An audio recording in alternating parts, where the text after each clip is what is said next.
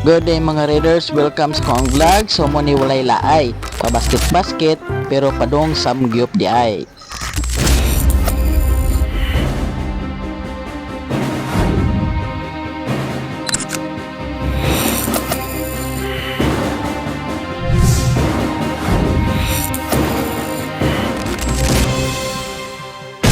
Hi Boss Cason, welcome back sa Cebu.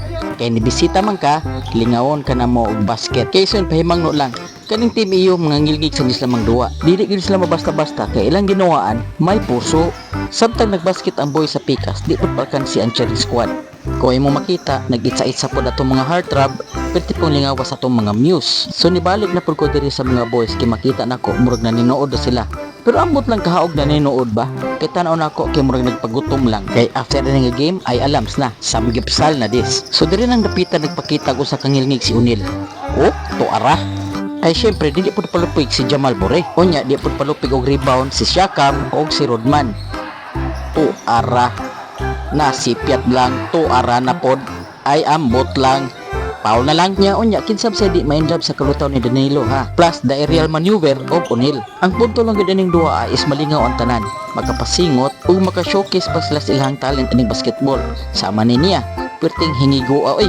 Modeng si Ma'am Roda perting inlaba ning Unil na 5 puntos ni Talyong pinasimpre kaayo. Nya pakapinan pagid og drive in nga lutaw kaayo sa Danilo.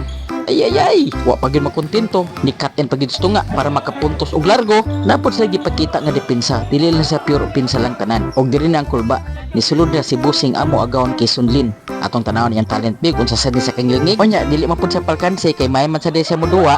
Nya ako ani cherry ra gid gihapon as usual. Og sa diri napita nagpakita na si Sir MJ sa iyang alindog sa opensa.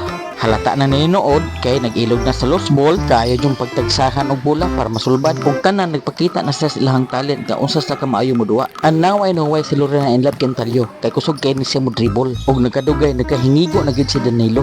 Di po mabitin ang the moves ni Sir MJ.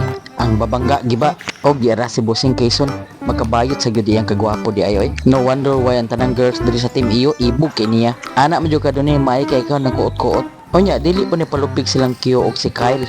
Mura man sa mga pagumangkod ni Stephen Curry. Practice pa diri kitsa. Mura ra bag mga hingigo. Ay syempre magpabilin bugon ng discipline sa Sekihor. Labaw na ang BG's girl version. Og dili pud pabiya ang among Hello Kitty. While halftime pa kunohay, ato lang pud nislang tan-awon kung unsa ka ambungan ug unsa sila ka anyag. Pero sa tinuod lang, gipanggutom na bagyo din sila do. Karon nga nibalik na sila duwa, nisulod na pud si Rafi Gadi. Mas hingigo kay siya ni Tambuboy. Hat na pud kay si Danilo, si Kent ug si Jude. Di naging matabang sa ilang pagkamaayo, maayo man to nisla tanan, pero wa jud makalupig ani niya. Maay kay molusot gihingigo pa jud kayo. Pag-itsa, to ara ringless. Nakabot ba? Og nitira na pod. Hi, Grislin IST, Danilo di ay. Unil halata kay ka nagpa-impress ha.